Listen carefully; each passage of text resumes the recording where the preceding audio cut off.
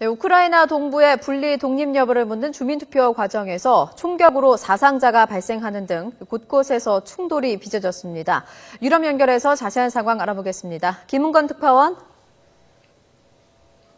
네, 런던입니다. 네, 공식 개표 결과는 아닙니다만 역시 압도적 찬성이라는 잠정 집계가 나왔다고요.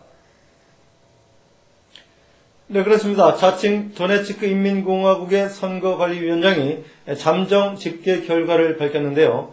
유권자의 89%가 독립에 찬성한 것으로 나타났다고 말했습니다. 또 투표율도 75%에 달했다고 밝혔습니다. 함께 주민투표가 실시된 루간스크 주에서도 투표율이 80%를 넘은 것으로 전해졌는데요. 개표 결과는 아직 나오지 않고 있습니다. 두 지역의 선거관리당국의 공식 개표 결과는 오늘 오후 늦게 나올 것으로 예상됩니다. 이번 주민투표는 현지 시각으로 오전 8시부터 밤 10시까지 진행됐는데요. 일부 지역에서는 안전에 대한 우려 때문에 저녁 6시에 투표가 마감됐고 밤 11시까지 투표가 지연된 것도 있었습니다. 특히 요충지인 슬라비안스크 등에서는 정부군과 무장세력 간의 교전이 벌어지는 등 곳곳에서 충돌이 빚어졌습니다.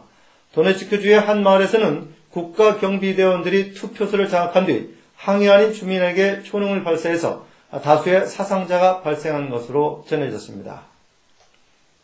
네, 우크라이나 중앙정부나 미국을 비롯한 서방국들 이번 주민투표가 불법이라면서 인정하지 않고 있죠. 네, 우크라이나 정부는 이번 주민투표가 불법이기 때문에 아무런 법적 효력도 없다는 입장입니다.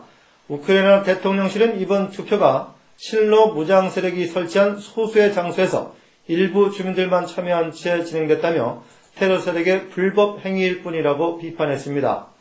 특히 슬라반스크 지역에서는 찬성에 기표를 한 투표용지 10만 장을 적발했다며 부정으로 투표 결과를 조작하려 하고 있다고 주장했습니다. 미국과 유럽연합 등 서방국들도 이번 주민투표가 불법이라고 일제히 비난했습니다. 미국 국무부는 이번 주민투표가 분열과 혼란을 불러올 것이라며 러시아가 투표를 저지하기 위해서 영향력을 충분히 행사하지 않았다고 비판했습니다. 유럽연합과 회원국 정상들도 이번 투표가 법적 요건을 갖추지 못해 아무런 효력도 없다면서 오는 25일 실시되는 대통령 선거만이 유일한 합법 선거라고 강조했습니다. 외국 언론들도 2년 전에 선거인 명부가 그대로 이용됐고 여권만 소지하면 어디서나 투표하는 등 많은 문제점이 드러났다고 지적했습니다.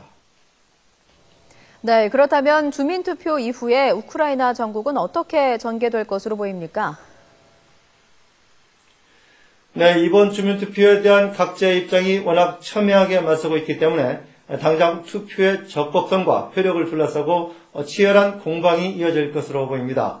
우선 친러 분리주의 세력들은 투표 결과를 토대로 우크라이나로부터의 분리 독립과 자체 공화국 건립을 선언하고 러시아 편입 등 후속 행보에 나설 것으로 예상됩니다. 여기에다 러시아계 주민이 많은 동부 하리코프주와 남부 오데사 중에서도 주민투표를 통해 분리 독립에 나설 가능성도 적지 않습니다.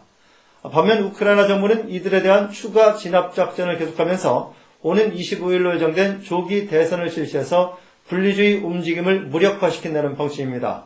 하지만 최근 남동부 지역에서는 진압작전으로 희생자들이 늘어나면서 중앙정부에 대한 반감이 커지고 있고 25일 대선도 거부할 태세입니다. 여기에다 서방국들과 러시아가 우크라이나 사태에 대한 책임 공방을 계속하고 있어서 사태 해결의 실마리를 잡기가 쉽지 않아 보입니다. 지금까지 런던에서 전해드렸습니다.